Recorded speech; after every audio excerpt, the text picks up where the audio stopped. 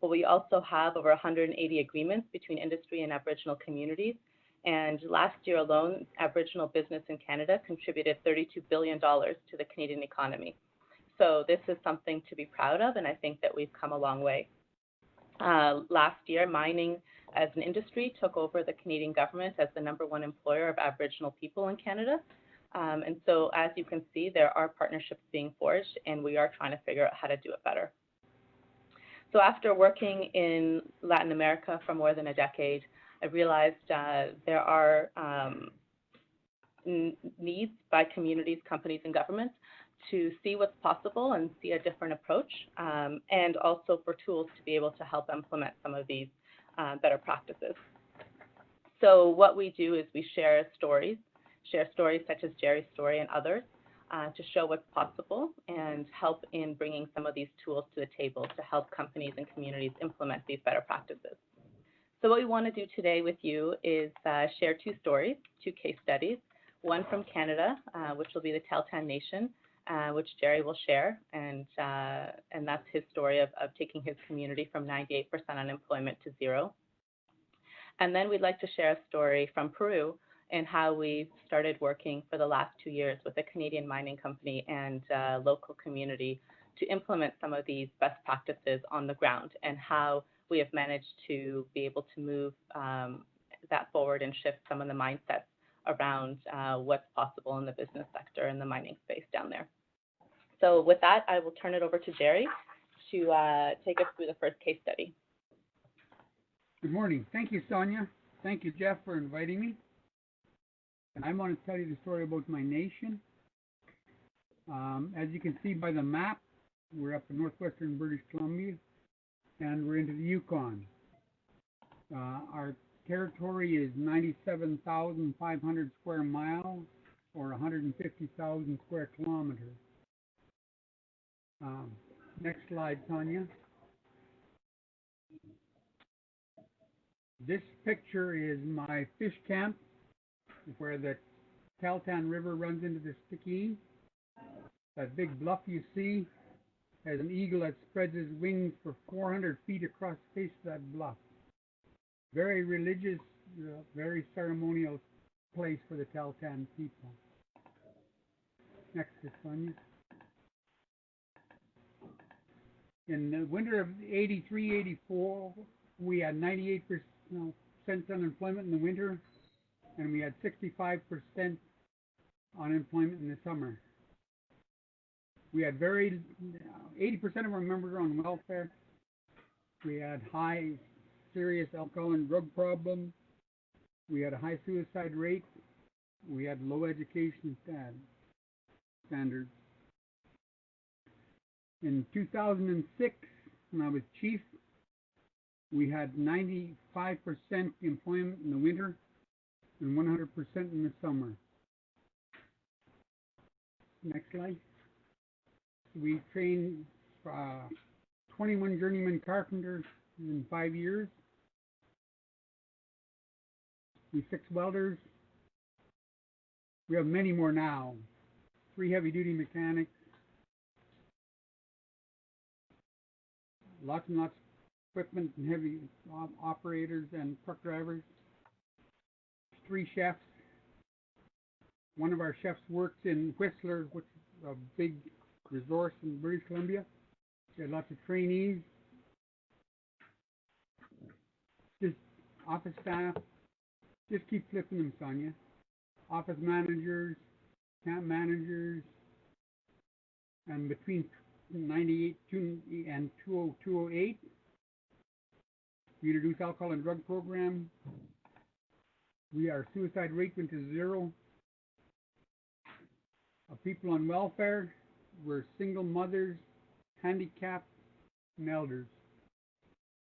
And in the fiscal year of 2004-5 and 5 and 6, I was one of the only chiefs in Canada that had to return thousands of dollars to from my welfare program to the government of Canada because I couldn't spend it. So the big question is, how did we do it? It was pretty simple. Our methodology was very simple. We had a vision, we had a strategy, and then we needed a vehicle to carry that vision to fruition. So our strategy was we didn't want to work with the old Indian Affairs model of jobs and training. We needed a nation-building model. So we had to look off reserve, and we had to develop a vehicle. We knew that mom-and-pop businesses such as gas stations, grocery stores, while they'll make an individual family wealthy or give them affluent lifestyle, it didn't work for a nation. It was not a nation builder. And we understood we left the bush economy. The bush economy was gone forever. So we had to enter the wage economy. And so that's where we looked.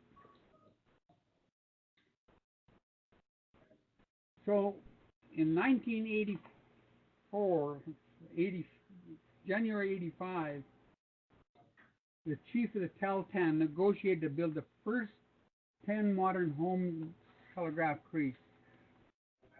And he came to Whitehorse, where I was working as a business service officer. And so we met and talked, and I said to him, "Who is building these houses for you?" And he said, "We haven't picked a contractor yet." So out of the blue, I said, "Why don't we start a company and build these houses ourselves?" So that was in the afternoon, and that evening he phoned me. He said, "I'd like to see you tomorrow morning at 7 o'clock for breakfast down at the Yukon Inn, and we'll talk about this." So I went down there, and we discussed this. And he said to me, "Can you put this company together and then present it to our chief and our council and the other board of directors?" And I said, "Sure, I'll do that. But I want to show you some of the houses and why he was so adamant about building new homes." So you can just flip through these, Sonia. Just flip through them. And so we decided that in April 5th, 1985, I went down and presented what was called the Tahltan Nation Development Corporation. And our people didn't like that name, nation, our native, sorry. They said we're a nation. So we changed the name to Tahltan Nation Development Corporation. And that was a vehicle we planned to use to move forward to our put our strategy into play. And so Chief Padazurcha from the Iska Tahltan negotiated to build 50 houses over 5 years. You can start flipping through them. So we built 30 homes in Telegraph. We built a new band office. We built a fire hall. We expanded the store. We built a new health center for Health Canada. That's in Telegraph Creek. In Dease Lake, we built the office shop complex. That's for TNDC.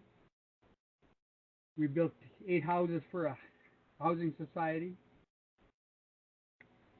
We built 10 houses on our own reserve. We built a new Stikine Health Center for Health Canada. In Iskut, we built 50 houses. We also built their new administration building. But at the time, we knew this. Go ahead, flip some more, Sonia. We knew that we still needed a something off reserve because the reserve economy wouldn't give us our nation building strategy. So we looked at the mining, forestry, and hydro development off reserve. Go ahead. But before we negotiated anything, in April of 1987, we wrote the Tahltan Resource Development Policy. And it was a very simple policy.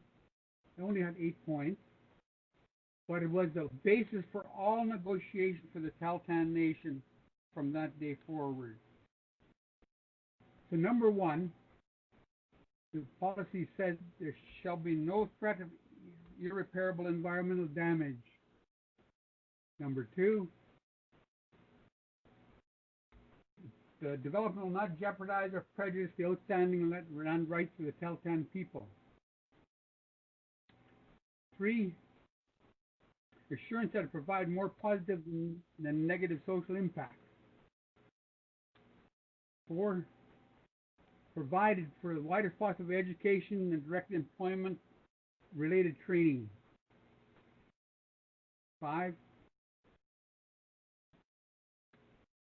provide for the widest employment opportunity for our people. 6, provide for an equity participation in their projects. And this is very important. We're going to come back to that later. 7, provide for the widest possible Tahltan business opportunities. And 8, simply said that we expected the developer to assist us to accomplish these objectives. So that was our resource development policy. And so that's what I used as a backdrop to negotiate. And the first negotiation was with the Golden Bear Mine. Home State Canada was the company that we negotiated with. And one of the things that problem being a native that was new, we had problems negotiating because they wouldn't give us contracts. This was mainly a socioeconomic agreement. It was the first one in British Columbia, fourth in all of Canada, but it did have contracting opportunities. And coming back to those, the company said you need a track record. We don't know what you can do. And one of the problems of being a new Aboriginal company, the stereotypes that we have. Go ahead, Sonia. They thought that, for this agreement, we bought $3 million worth of equipment. I negotiated with the Native Economic Development Program for $1.8 million, and then I borrowed $1.2 million from the equipment dealers. And I negotiated a 3-year agreement, operating and maintenance on that 100-mile road. But before they gave us that, you can flip again, they thought that Aboriginal people knew how to do fancy beadwork and carve totem poles. Well, it's true our Tahltan women know how to do fancy beadwork, but Tahltan never carved totem poles. If we wanted them, we bought them.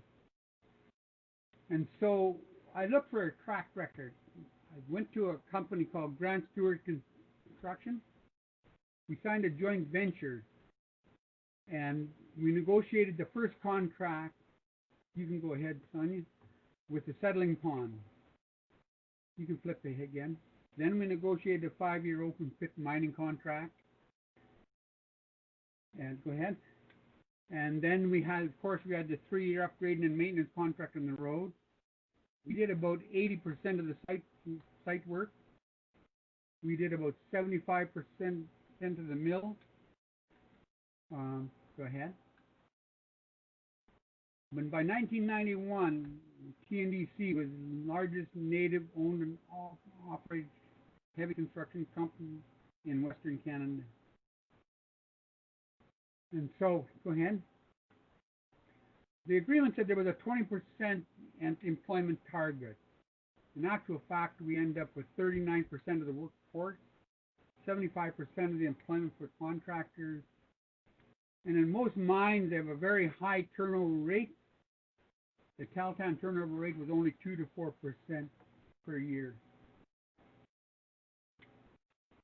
So just to show you that we were not only looking at economics, we looked at the environment.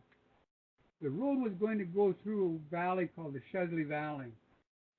And there's only about 3 Class A winter moose habitat areas in British Columbia. Chesley Valley is one of those. Go ahead. And then it was also a very large spawning area for sockeye salmon. And because of the salmon, it was one of the largest concentrations of inland grizzlies in British Columbia. So we didn't want these bears slaughtered. We didn't want our moose habitat destroyed by the road, so we changed it. And in 1989, Tahltan Nation Development Corporation and Tahltan Central Council received the BC Environmental Award for rerouting that road. Our next project was the Eskay Creek Mine. Between 1990 and 2008, we built a 68-kilometer road with a joint venture with ELLED Corp. We constructed the camp, the site work, constructed the mill, all the earthworks. We negotiated a long-term maintenance contract. Go ahead, Sonia. And we negotiated an agreement with Aero Transport to do the ore haul and the backhaul. We did Sputsy Remote Services, which is a catering, housekeeping, security company. We did all the work on that. We had 42% of the employment in the whole mine. And between 1990 and 2008, we did over $200 million in contracts. Go ahead. The next project was Galore Creek, which was supposed to be a really big mine. Between 2006 and 2008, we had negotiated $176 million in contracts. Individual Tahltan had over $30 million in contracts. And unfortunately, Tech shut that project down after two years. So we never did bring those to fruition. Huey Lakes Hydro. It was the first independent power project owned by an Aboriginal group in British Columbia. We negotiated an agreement with BC Hydro. It was to take the town of Dease Lake off of diesel generation. Small project, 3 megawatts, but with built so it can expand to 6 megawatts if we decide if the grid comes in and we can sell into the grid. So it was for 2 megawatt sales for 20 years. Go ahead. The next big project was Alta Gas, and that is a $1.2 billion. A Forest Kerr Hydro project. That tunnel is 80 feet high, 25 meters, 3.2 kilometers long. And we did a joint venture with Procon Mining. Alta Gas has 3 projects. They have the Forest Kerr, 198 megawatts, McClymont Creek, 68, and Volcano, 38 megawatts. And from those, we negotiated agreements. We signed the agreement on May the 9th. And in British Columbia, they have what's called the BC Clean Energy Act. And because we're an unceded land, we haven't settled land claims, BC government agreed to pay us for rents for land and water. And the agreement was $2.5 million a year. And because they signed an agreement with Alta Gas for 60 years, we also demanded a contract for 60 years. And so you can flip to the next one. One of the big things we had in we received our first check on December the 12th, 2014, and it was for $500,000. And so one of our agreements was we could invest back into the Volcano Creek project, and they would pay us, go ahead, Sonia. They would pay us 7.95% interest for 60 years. So if you know what the interest rates are today, we negotiated this back in the day when the interest rates were high. So they gave us this first check, and so we immediately invested it back in. So then they started figuring it out. They said, listen, if you put $2 million in, every 10 years it doubles. So in 10 years, you have 4 million, 20 years, 8 million, 30 years, 16 million, 40 years, 32 million, 40 years, 64 million, 50 years, you got 128 million. So they said, listen, this is not a tentative deal for us. We'll tell you what, you give us a 2 million, and we will then start a joint venture company, and we will own the Volcano Creek 50-50. So we agreed. So the company Volcano Creek Limited Partnership is totally owned by Cold Mountain Hydro, which is a 100% owned subsidiary of AltaGas, and the Tahltan Heritage Trust now own that. The Tahltan Heritage Trust invested the 2 million into it. So we own the Volcano Creek 50-50. That's where the equity participation comes in. The next big project is a transmission line into our country. That's what it looks like now. Go ahead, Sonia. And the big mine we have operating today is the Red Chris. You can keep going. Go ahead. So one of the things that's happened in British Columbia is the provincial government agreed to share the taxes from these mines and from hydro or development or forestry. So right now, our share from the province of BC for AltaGas is 1.48 million. And then from Red Chris Mine is 208,000. Go ahead. So these are from the proponent. We also negotiate with the proponent. Galore Creek still pays us 291,000, about 300,000 a year goes into the trust. Red Chris pays us 300,000, and AltaGas pays us 2.2 million. So just over 2 million. And so our grand total last year was $4,613,045 from these revenues.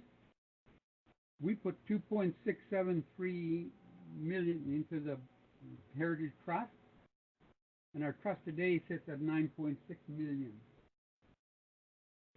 Go ahead. So where are we today? In June 30, 2016, we opened up a brand new office shop complex. Go ahead, Sonia. That building today is worth 5.3 million. And the thing about it that's so great is Tahltan didn't borrow $1 to build that. We started at the top $300,000 project. Today it's 5.3 million. And we don't earn anybody 5 cents. These are actual figures. Our revenue is only from TNDC, 18.7 million. But the wages are from our subsidiary as well, because that all goes through TNDC. Our joint venture partners wouldn't allow me to put the gross money up there from all of our joint ventures. You could rest assured it'd be a lot more than 18.7 million. 85% of our employees are Tahltan. We have 8 divisions, 27 joint ventures. We have aviation, construction, communication, environment, camp services, transportation and fuel, drilling and blasting, and an engineering division. Go ahead. Here are just some of our pictures. We have $11.5 million worth of equipment paid for.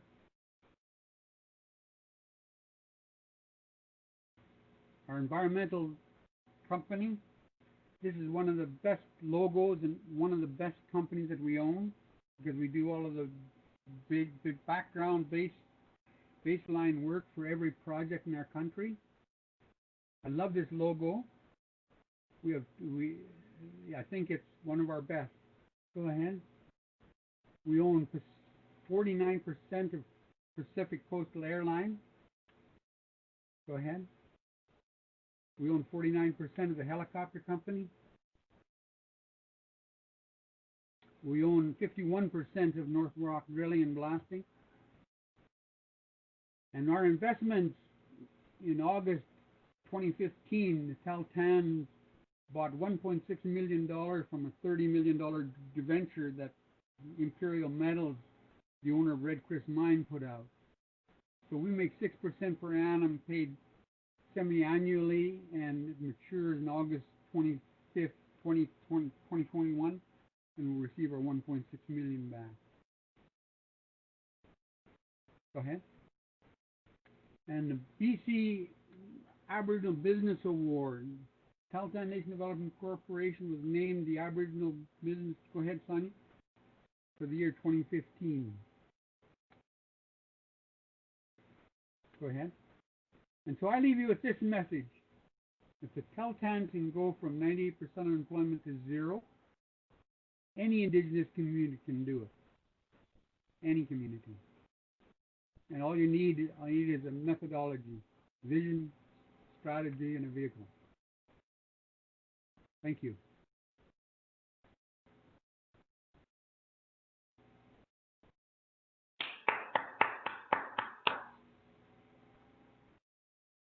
Thanks very much, Jerry. That's a really inspiring story. We'll turn it back to Sonia in just a minute, just a quick comment. I mean, this is the reason why we thought this would be such an exciting webinar to hold is because, you know, there's definitely perhaps a lack of imagination sometimes in many resource development projects that think that, you know, that local communities can't do it. But as the story shows that not only can local procurement happen, it can also happen in a way that involves equity and all sorts of really extensive economic benefits long beyond just the actual procurement. So I'll turn it over to Sonia now to talk about what they're doing to take these lessons elsewhere.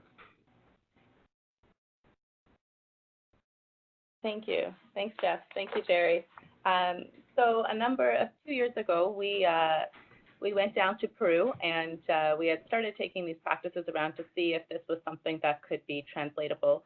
Oftentimes people say, you know, now that we have laws in Canada and a legal system that supports much more active participation by Aboriginal people in resource development and in local procurement, that is the first thing that governments and companies say, that, you know, it's a different context in Canada and this can't work anywhere else. And we're very quick to say that, you know, 30 years ago when Jerry was getting started with this, the laws in Canada were very different. The laws did not encourage, in fact, discouraged Aboriginal participation.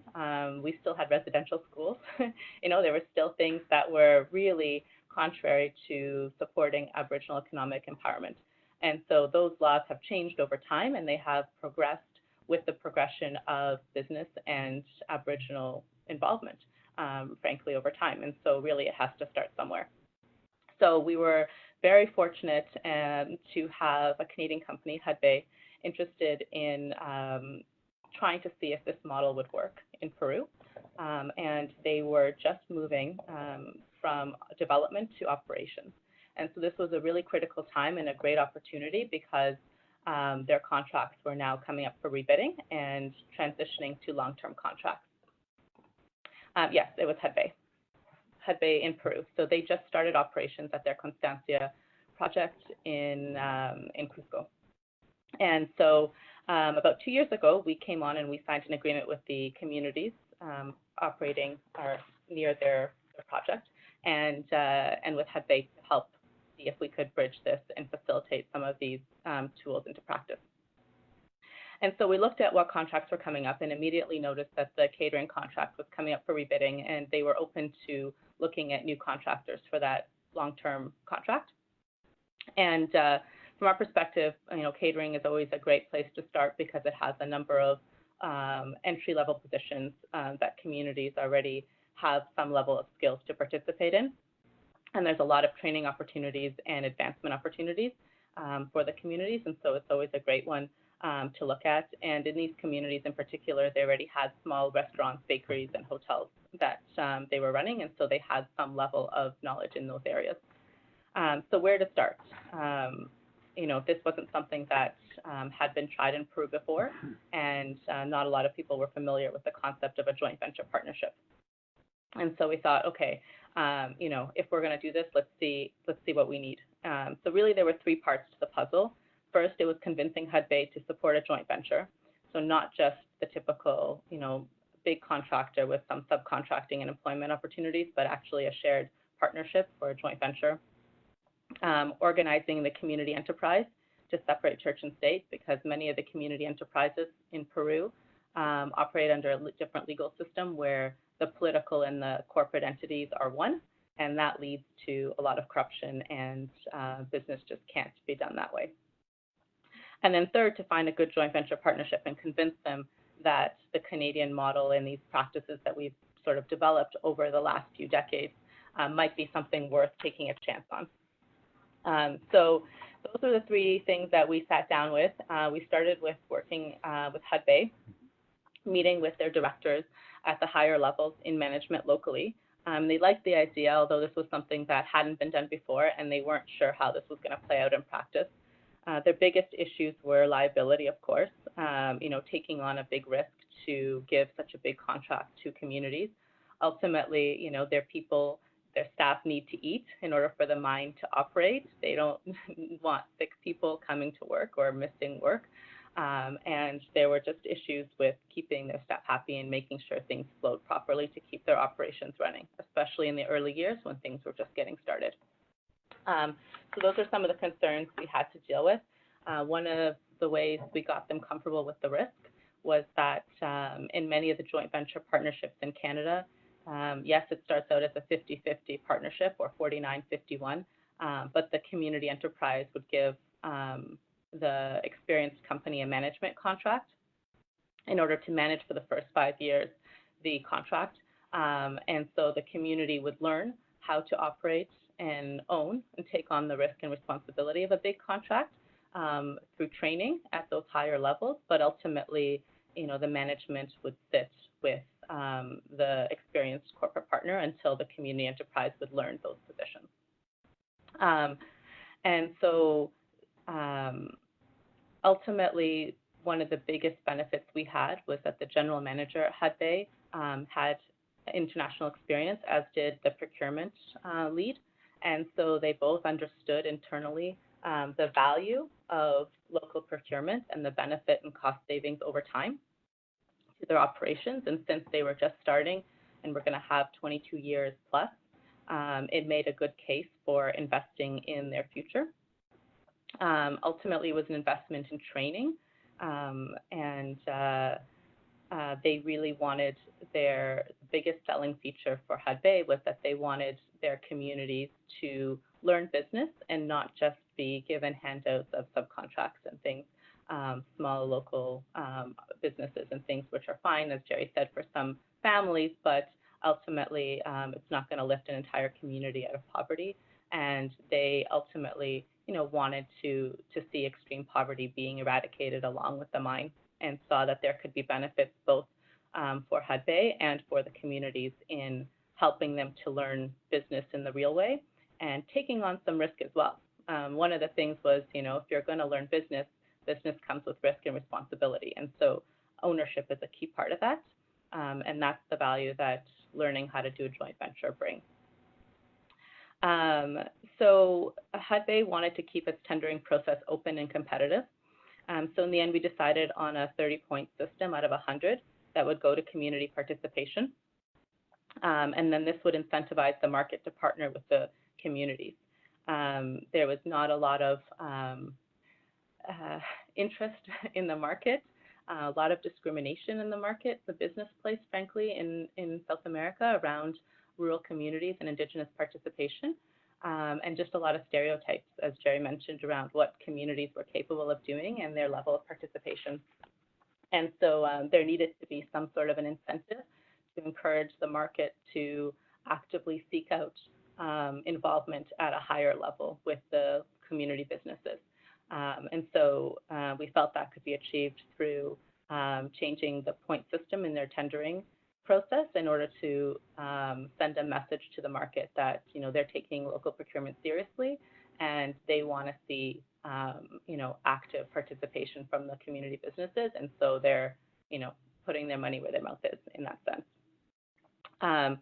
So that was a long process. That took 6 months or so. And meanwhile, we were also working with the communities to help them strengthen their local community enterprise to be a corporation that could actually enter into a partnership with a large corporation and provide services at that level. And once we were done with those initial workshops and structuring, we supported the community to send letters to, we got a list of preferred contractors from Hudbay, and we sent a list to their top four, a letter to their top four, sorry, inviting them to a conversation about a potential joint venture partnership with the community business. And so the community set out in its letter that it was inviting each of these companies to a meeting to discuss a joint venture that would consist of a 50-50 partnership with a management contract going to the company, extensive training and capacity building at all levels, and opportunities for advancement, and subcontracting and employment opportunities. And so that was sort of what the framework was that the communities were looking for in a partner. And we invited these top four companies to come to the table and see what they could propose. One of the biggest obstacles for the working with the community in this process was for them to really understand that this opportunity was not about the money, that it was about the training. They were going to be learning how to manage and run a big business and a big contract, and they were going to get incredible training and skills through that it wasn't a windfall opportunity of a contract that was going to bring them lots of revenue, because they weren't going to be making a lot of money, at least initially, with the management contract going to the big company. But what they would get is, a lot of training, a lot of jobs, and a lot of opportunity to then apply those skills to other contracts, and hopefully in 5 to 7 years be able to take on more of a leadership role in that contract. So it was really about the training. Ultimately, 2 companies out of the 4 came back with proposals to the community, and we met with both of them extensively and discussed their proposals. One was an international company, and one was a local Peruvian company. On one of our trips to Canada with the Peruvian leaders, on our exchange trips, we actually introduced the community leaders to the head office, the head people in Canada of the international company, and they met and had really interesting conversations. And the international head of the company was very interested. They have done dozens of joint ventures around the world and know the model very well. The challenge we had was that it hadn't been done in Peru before, and so there was a really big obstacle in shifting that mindset about what was possible and what the communities were capable of doing, and why it was important to share, ultimately, the contract. And so that was probably the biggest hurdle we had to overcome. We spent a lot of time in meetings discussing how this would play out, how a joint venture would play out.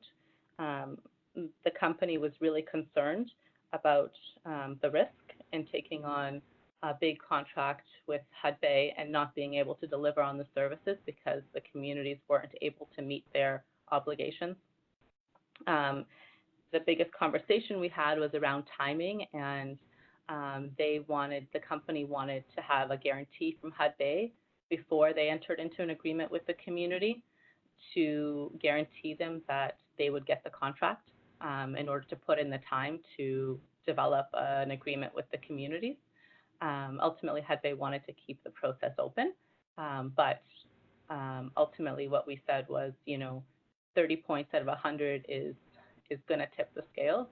So whoever signs an agreement with the communities essentially is not outright guaranteed the contract, but everything else being equal, if you meet the experience and the costs and things, then it's quite likely that you're going to get it. So ultimately, the biggest challenge was them trying to understand why it was important to enter into an agreement with the communities first and develop a proposal jointly to present to Hudbay, rather than getting the contract first and then subcontracting opportunities to the community later. And again, this goes back to the ownership and teaching the communities to be owners and giving them the opportunity to be part of the decision-making process, which is really vital in building those long-term partnerships. So ultimately, what it took was two things to get them really on board. The first was the general manager of Hudbay in a meeting after about 8 months of back and forth and meetings and discussions and going around in circles on this. The general manager finally saying, okay, listen, this is what we're doing. This is going to happen. This is what we want to do. So take it or leave it. There'll be other companies who are interested. And he got up and he left. And so that was sort of drawing the line and really making the point that we are committed to local procurement, and that's what's happening. So get on board or get out the door. And so after that, of course, they were on board, and conversations went a lot quicker. Still, there was, we could tell while they were on board, didn't really understand how it was going to play out in practice. And that was going to be a challenge for implementation. So we really needed them to really not only be on board, but get it and be behind it to make it work. So on a trip to Canada, the general manager of this company, of this catering company, visited Tahltan country and visited some of their own projects and joint ventures in Canada and with Aboriginal communities, and were able to see firsthand how it works and that it's been successful over the last 20 years, and it has brought benefits to both the company and the community. And so from there, it flowed much easier, being able to see that it's possible. So in the end, we settled on a slightly progressive model of a joint venture where the community is still a co-owner of the contract, but it takes over leadership as they are ready. It's training heavy, and we really pushed for this company, even though, I think there was some ups and downs with this company. We really were behind them being the ultimate partner because they had such great training programs and such a great track record of supporting community development. Ultimately, we're still in the process, and it's still not a done deal. It's been about 1.5 years, and we're at the stage now of negotiating and putting together the proposal and the agreement between the partners. But the hard work has been done for the most part, because really it was the shift in mindset to be able to see what's possible and be able to bring these parties together to actually take the leap forward and create this change in the marketplace that many people didn't believe was possible. Ultimately, what was the key to success here, I think, was having a champion at the top in each organization to push it forward. Even though in this company it took some time to get that champion on board. Once we got a champion, we had one in Hudbay, and we had one at the company and in the community, and we were able to get a lot more done that way. So really making sure that the people at the top understand the values of local procurement and are able to push for it was a huge success for us. So that's our story, just briefly for Peru. We're still working on it, and it's not the end of the race yet, but we're hopeful that we're going to be able to have a successful example to show in Peru that this can work elsewhere. Great. Thank you. Great. Thanks so much, Sonia. And Gary, again, it's exciting to hear some of the actual practical steps taken, because I think most people on this webinar will probably already know a lot of the basic approaches to increasing local procurement, but it really gets into the meat of how to set up those joint ventures, some of those keys to management, attitude shifts, which actually make these things happen. So really excited to hear your story, and we'll turn to questions. It'd be great to hear people's reactions to Jerry and Sonia's presentation and questions. So just remember, if you're muted, you're going to have to unmute your mic to ask a question. So we will just, whoever gets there first can go. Hi, Jeff. Silvana. I'm here with Javier. and Sri from Washington, the World Bank. I'd say this is a very fascinating story. Both stories are quite interesting, and it actually calls for a lot more discussion than what was presented. Having worked across, let's say, many communities in many countries, the team here cannot notice that perhaps in the stories there is also an important component regarding the culture of the communities affected, and that perhaps the community in Canada had as a start a very business-like mentality. So the ability to negotiate, the openness to negotiate, and that's independently of having something to trade into those joint ventures that they were so successful in negotiating. There is probably, I mean, I don't know if Sonia perhaps can comment, since my understanding is that she also worked with the Tahltan community. So perhaps in the two experiences between Peru and the Yukon, maybe she can identify things that are different within the two communities and that justifies a slightly different model. It seems to us that this is a slightly different model where, initially the Tahltan community has a model of direct equity participation, building a nation, low in training, if you wish, like training on the job once you secure a good joint venture. Well, the second approach is we negotiated a good training arrangement. We didn't have the same advantages through trading. So let's say every situation obviously requires a slightly different approach. And it would be interesting to hear from the presenters what they think are the main differences that justifies a change in model. Thank you for that. I'll just speak briefly to that, and then I'll turn it over to Jerry, because I think he was also working with us in Peru, and so he might be able to shed some light on that as well. And I agree with you completely. Every case is different, and ultimately what we have developed is just simply tools that we help communities implement themselves. Ultimately we share the tools, and we support them to make their own decisions and to create their own models of what's going to work in their context, because of course we can't propose to know what is going to work for one or the other, or what community wants to achieve versus another. So these are simply tools that can be adapted to any context, and so in this case the agreement is different. They had some businesses, the community already had some businesses going in these areas, and so they wanted to start with catering. And in Jerry's community, they had very little skills, but they knew how to build houses, and so they started with building houses, which had nothing to do with mining. They didn't have mining yet in their territory, and they needed to get a foot into the economy. So really what we help communities do is to find that one area that is their lowest hanging fruit to get themselves into training and the local economy. So as you see in the Tahltan experience, they started building houses because that's what they knew. And from there, they used that money and those skills to apply it to, other contracts in mining and forestry and hydro, et cetera. And using that capital to also invest in getting equipment to build their business, to grow, et cetera. In Peru, they already had a mine for many years in that area, and they had some experience in restaurants and hotels and things like that. Minimal experience, but that was what they could start with.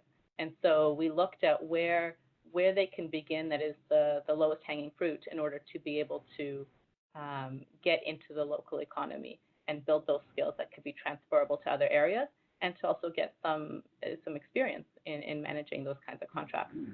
So of course, every community is different, and in other communities we've worked with, they want to look at completely different things, and ultimately it's looking at where they can begin. They have to start somewhere if they're interested in doing business in mining, and if they're not, then there's other areas in tourism and agriculture that they can also begin. So we've also helped them in agriculture and other areas, and that's been interesting because that dovetails very nicely with catering, being able to have an agricultural program that these communities are really tied to be able to develop organics and things like that to supply to the mine.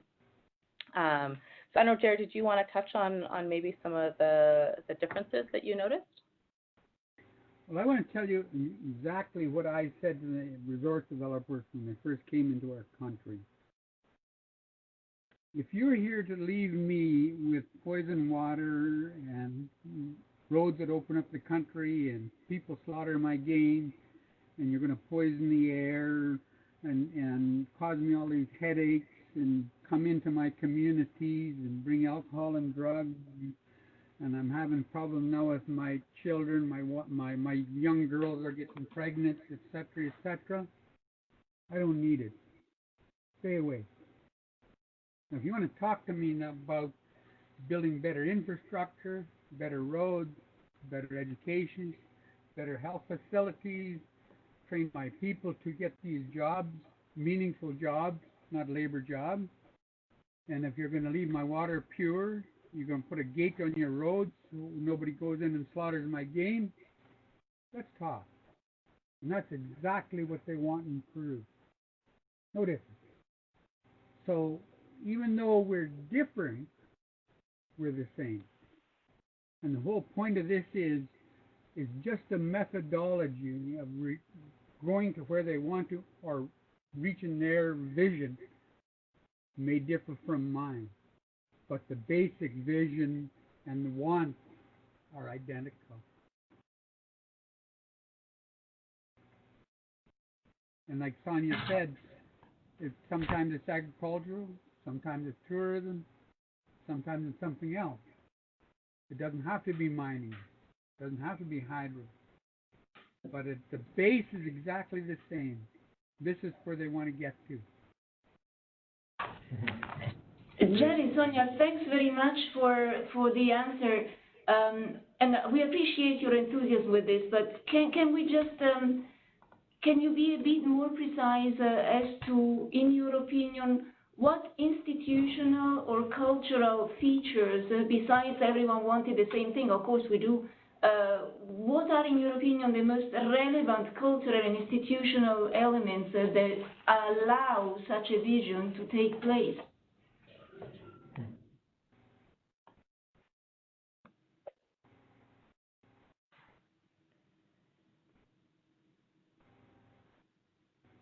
Jared, did you want to touch on that one, or do you want me to take you go ahead.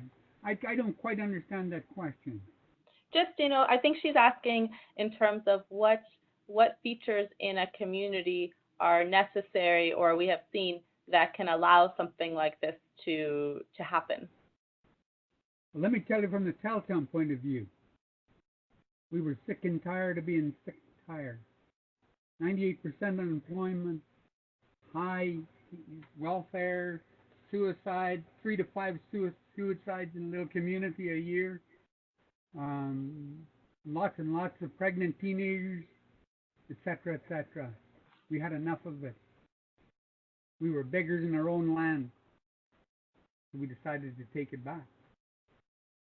That was the motivating factor for the Tahltan. And it was only 5 people who decided in the beginning. Others got on board, but started with 5 of us. I'm not sure if I answered your question, but that's... Maybe I can elaborate on that a little bit.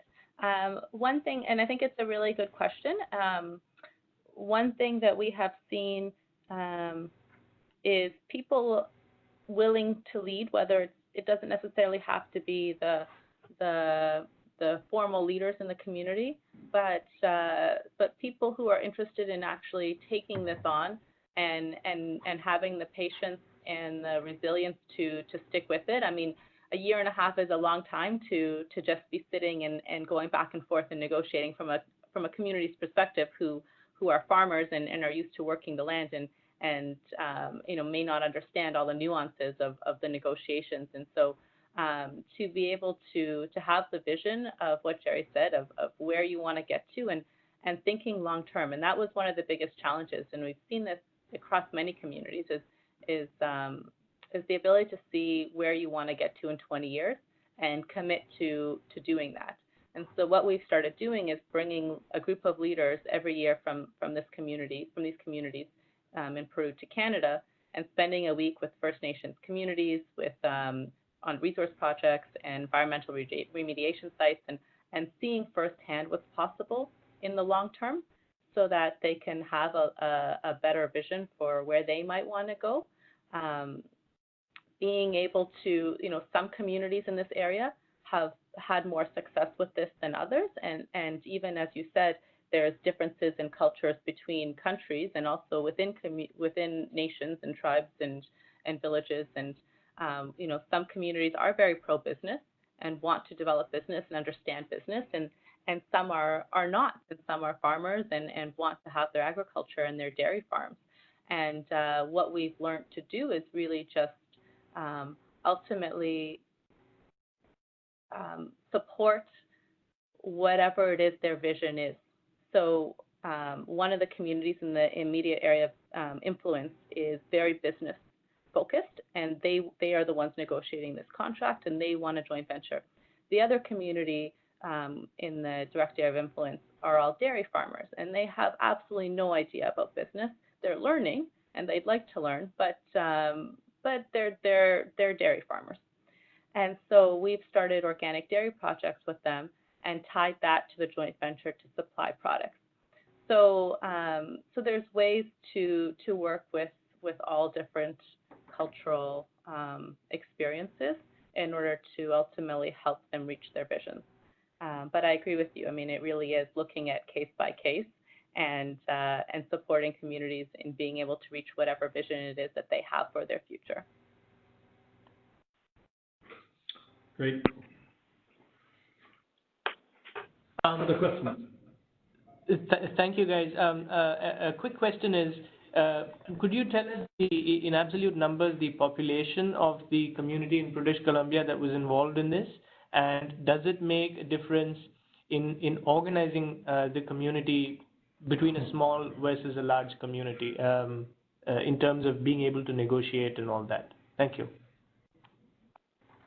The Tahltan are a very large nation. There's about 6,000 of us. There's about 375 people live in Telegraph Creek, about 450 in Iskut, and about 300 Tahltans in Dease Lake. There are about 1,000 Tahltan in our territory, but we have 5,000 other Tahltans scattered around the world. And the Tahltan central government looks after those people. We have two bands, a Tahltan band and Iskut band, under the Indian Act, and they can look after the business on reserve. The Tahltan central government looks after all of our land claims and everything else outside. The Tahltan Nation Development Corporation is the economic arm for the Tahltan people. So that's how we're organized. And maybe I can, and I'll just add to that, there is a difference, of course, in the communities in Peru. There's a number of communities in the area, but they're all fairly small communities. The one community that is in negotiating this agreement is about 1,000, 1,200 people, so it's fairly small. It's grown because of the mining. The rest of the communities are very small, from 60 families to 500 families. I mean, they're pretty small, and so it is easier, of course, to negotiate if you have strong leadership, of course, and that's always the challenge. But to negotiate with one community as opposed to what the Tahltans have, which is 3 communities in their nation, and as Jerry always likes to say, that you get 2 Tahltans in a room and you leave with 3 opinions. Well, that's definitely the case across the board. But at the same time, you can't implement a big contract like this with just one community that's small and has limited businesses and employees. These are big contracts, and you're going to need a big team. So what we started doing early on was working to bridge the divide, not only between industry and the communities, but within the communities themselves, because these communities had a history of conflict amongst each other. And so on our trips to Canada, we would make a point to invite 1 or 2 leaders from each community so that they could spend a week together and start building those partnerships between themselves, so that when it came time to actually start implementing this contract, that they could work better together and have a stronger corporate enterprise to be able to present to deliver services.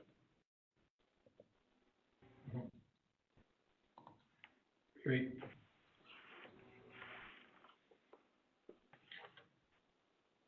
Other questions? Yes, hi, this is Dan from Can you speak up? Yeah, are you or maybe there. Try again. Yes, I had a question just about the legal entity. So how did you go about getting specifically or the DD in Peru? How does one form a legal entity out of a community?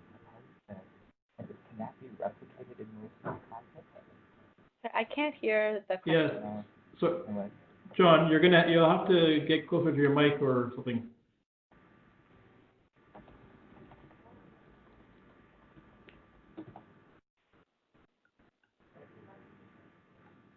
Or maybe, John, are you typing it now?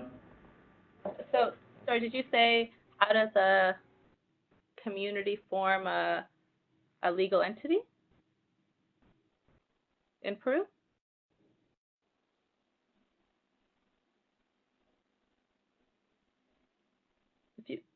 Yes. And is that doable in other contexts?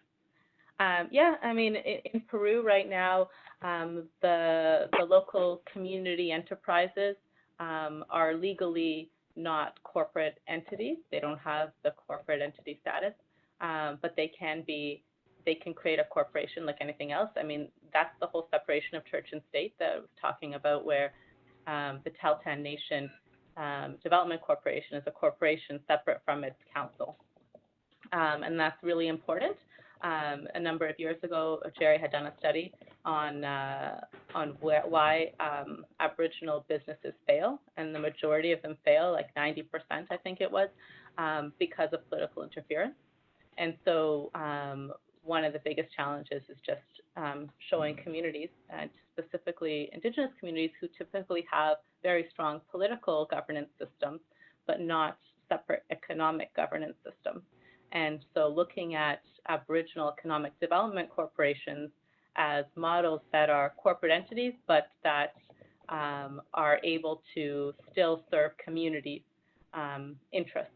So in economic development corporations in Canada, just briefly, the shareholders are the community members rather than shareholders. And so it has a slightly different structure, but that still parallels very nicely with, community governance models in much of Latin America. And I mean, it could be a co-op, it could be a different corporate entity. It doesn't have to be a corporation. It could be a cooperative or any kind of entity. I know those are very popular in Colombia, depending on what the community wants to achieve. But definitely separating church and state and having a separate corporate entity is vital to be able to have a strong partnership with a company that you may want to provide services with, and being able to bid on big contracts as a corporation.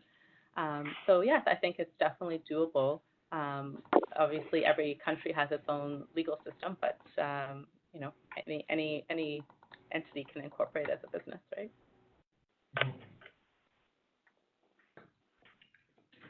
Great. Jeff, may I ask a question? This is Javier. Of course. Yeah, no, I really like the story that we heard from Jerry, and I think it's interesting also to explore the possibilities of replicating somehow the knowledge and the experience of the Tahltan people in the with these communities in the case of Peru, as Sonia explained. I have more like, I think it's general question. It's not very specific in terms of, it's more a reflection on the experience and comparing a little bit the context, which is, I was trying to define somehow what is really the core of the model from the Tahltan Nation. And because I really like this success story in terms of really growing from what you have shared with us like 20 or 30 years ago to what you have today. It's really impressive. I wonder whether really the key on that model was the joint venture model for building capacity, or maybe I think what is really at the core of this model is how to really build a nation. Because I think it's more a process of nation building than capacity building. And because also I think it was really key to have a strong leverage in terms of negotiating the initial agreements to do that work. So the way I see this more is like you have a nation building process, and in parallel you have like your business vehicle or the business instrument of the nation, and that is really to me when I think on the communities in Peru, it's very, very much different in terms of what you would find around these mining projects, because in most of the cases, even the mine is the one that is defining the communities.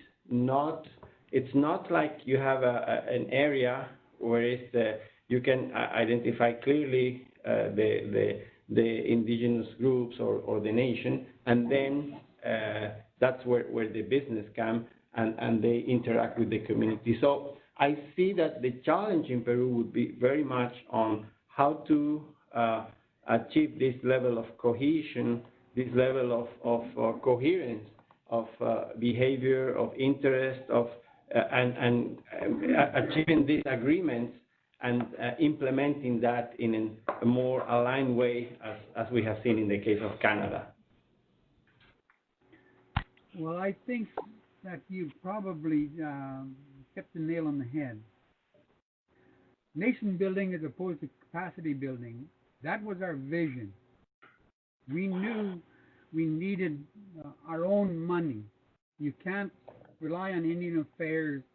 Today they call it self-government and they're getting money from the government. When I was chief, I just said it's self-management. I mean, all I'm doing is managing my own poverty. So we looked at a nation-building model, and we looked off reserve. Once we had that vision, we knew we needed a whole bunch of things. We needed capacity building, we needed policies, we needed all of these things. And so you're right. In Peru, Tahltan tried to build a nation. In Peru, it's communities. But it's exactly the same.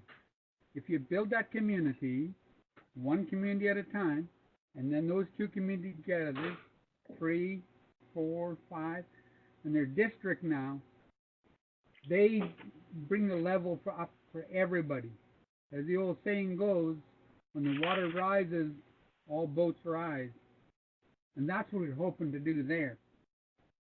So even though they're not building a nation, they're doing exactly the same thing with just a little different nuance to it. Yeah, and just to build on that, as what Jerry was saying, we started working with 3 districts. Each district has between 6 and 12 communities, and we started bringing leaders from each district to Canada together every year and started building cohesion, because you're right, Javier, it's really, cohesion is a huge challenge. And what they started learning on their own from these trips to Canada and from other workshops we were doing, that, you know, it goes beyond just the mining. I mean, energy is a huge challenge. Any of their local businesses, their dairy plant is losing money because they're using diesel and they don't have any sustainable energy source to actually fuel it. So they have blackouts all the time and they lose products. So it's a huge challenge, and one tiny community of 60 families is never going to be able to, you know, attract investment to get you know, a renewable energy project. It'd have to be a bundle of communities. They'd have to work together. so slowly, we're just one community at a time, but also working around the fact that in order to have good education, good energy, these other services that the communities all want as part of what they want for development, they do need to start working together in order to be able to leverage what is available. And so they're starting to learn that, and they've created, with our support, an association now at the provincial level that unites. Right now, there's only 12 communities involved in it, in these 3 districts, but it's at the provincial level, and we have the provincial mayor involved in supporting that. And so, ultimately, the idea is to slowly start to, in parallel, support the local communities and the businesses, but also support the cohesion at a higher level in order to build a stronger sort of nation or province in that region. And just another example, we just came back actually 2 days ago from Ecuador, where we were invited by the Shuar Federation and Lundin Gold to look at their new Frutas del Norte project that is just starting there. And the Shuar are a huge nation there, and they're quite divided right now in terms of mining. But we had a lot of success in our initial meetings and workshops with them around that. And I think it's going to be, again, a different approach and different results in terms of using these tools. But ultimately, it's like Jerry said, it's still ultimately the same goals.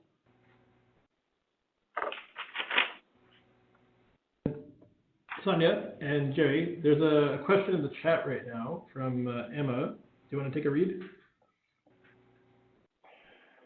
Can you read it out? I don't see it. Okay, so I've really enjoyed listening to the story. The key of the message of the story is the importance of grassroots bottom-up vision. And then that said, how can companies and contractors who want to work as allies with these communities support them in developing, taking ownership of, and achieving their vision? So I guess how do the suppliers and the mining companies themselves assist with this sort of nation-building idea that we're talking about here? Number 1 is get themselves a good community liaison worker. Preferably hire somebody from the nation or the community they want to work with. Number 1. Number 2, what the Tahltan did was we hired an assistant personnel manager to work at the mine site to do 2 things. More than 2 things, sorry. One is to help with the hiring, but more importantly, they were there for the community members to talk to. Like a union has a shop steward, well, the Tahltan's had an assistant person, HR person to talk to. And thirdly, this person tracked the training and the advancement in whatever department they're in. Those are 2 things that would go a long ways immediately to work with the communities and to build community relations. You have to build community relations. Those are the 2 that I would do first. Sonia? Yeah, I mean, I think some of the biggest challenges we have seen is just, especially in Peru, local procurement and community businesses is put under the sort of CSR community relations portfolio, and is not tied very well. There's a gap between communication in the CSR team and the procurement team.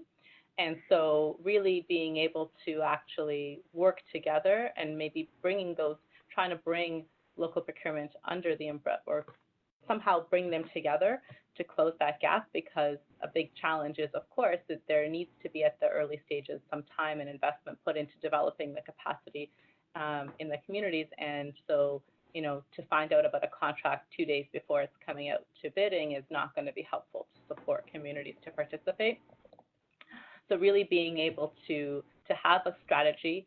One of the things we did early on with Hafe was develop a long-term strategy for them as well, so that there was a strategy and somehow cohesion between the procurement and the CSR team, that they were aligned and that there was eye to eye on how they were going to move this forward, because ultimately there needs to be sort of a lot of communication. Great. Well, we probably have time for one more question. So. Okay, Jeff, I have one. It's yeah, this is Etienne Lamy from Rio Tinto. Okay. Yeah, I'm particularly interested in the Canadian piece, and what I'm hearing here basically is that we have two exceptional leaders, you know, that are very modest. And yes, you share your experience. Jerry, you mentioned about the vision, the methodology, and you know, having a proper vehicle to implement your vision. But it seems to me that this exceptional visionary leadership is what has been cementing this and helping, you know, your nation to achieve all what you've been able to achieve. And based on my very personal and modest experience, is that this exceptional leadership is in scarce supply on the market and in many communities, unfortunately. And I wonder, you know, what comes first and to what extent you can, you know, replicate models without having this key sort of a inner drive, you know, that can actually, you know, help your peoples and communities to go through, you know, the ups and downs of that will naturally occur when you're trying to implement, you know, significant changes such as those we've been talking about. Yeah, because I work here in Canada, mostly in Eastern Canada, with communities in Quebec, Labrador, and Newfoundland, and you can see significant differences, and you can almost predict, you know, that some of them will be successful, maybe not as much as the Tahltan, but they just have the right people, and others, they're going to keep struggling, as you said, Jerry. Maybe they're locked into this INAC mindset, and it's just, you know, fighting politically, but you don't see the, you know, the drive, the economic drive, and you wonder where this will lead them, you know. So, yeah, this is, I guess it's less of a question more than observation, and I just want to really, I have to say, you know, to both Sonia and Jerry, this is exceptional, and I hope we'll have opportunities to chat offline about these, you know, your achievements. Thank you. Okay, you're absolutely right about some of the things you said. The first thing that has to happen, though, is communities have to know what's possible. That's why I go out and I tell my story. And I say, look, and I do it in Canada. I was up in Kuujjuaq. I spoke at the Quebec Mining Conference. I mean, I've been all over Canada doing this stuff. But the thing about it is, people have to understand what's possible. Once they see what's possible, then they start asking questions. How do we make this happen here? And so really, that's the key. They need to see what's possible. They have to understand this is possible. There's a better way of doing things. Mining companies do understand them. I spoke at Mine Ministers Conference. I was the first Aboriginal ever speak at the Mine Ministers Conference, and I did it for the first 8 years before anybody else spoke. So even the mine minister had to understand what was possible. And now these things are happening more and more, but the information has to get out. I helped write a document called the Tahltan Aboriginal Toolkit back in 2006 with Natural Resources Canada, Indian Affairs, MAC, PDAC, and the Canadian Aboriginal Minerals Association, and I was vice president. And we won the national award for the best Aboriginal mine training document in Canada that year. Next year, UNESCO gave us the award for the best Aboriginal mine training document in the world. And that document is available through MAC, PDAC, Indian Affairs, Natural Resources Canada. But it gives the community the background, a base to understand mining, because we did exploration, construction, operation, reclamation, closure. And it doesn't make mining engineers out of you, but at least it gives them enough information to ask the right questions. And further to that, it gives them real ammunition to combat the NGOs, half-truths, etc., etc. And so these are kind of things that they need. They need information. Mining companies really have to work at it. And truth be told, they're not doing a very good job.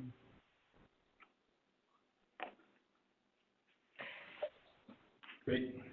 I think, Yeah, so Sonia, do you have that's, anything quickly to add? Go ahead. Yeah, I just wanted to add that, I think Jerry's so adamant and passionate about sharing information, because really that is some of the biggest hurdles we see both in Canada and around the world, is just misinformation and not having information. And information and knowledge is power, or it's the first step of power. Being able to actually know how to implement it is power. And so, one of the very first things that we recommend and we do is these 2-day workshops on understanding mining and the mining cycle, and what does it mean, and how does it look like, and how to ask the right questions, and how to even know where you're going and what you want to achieve.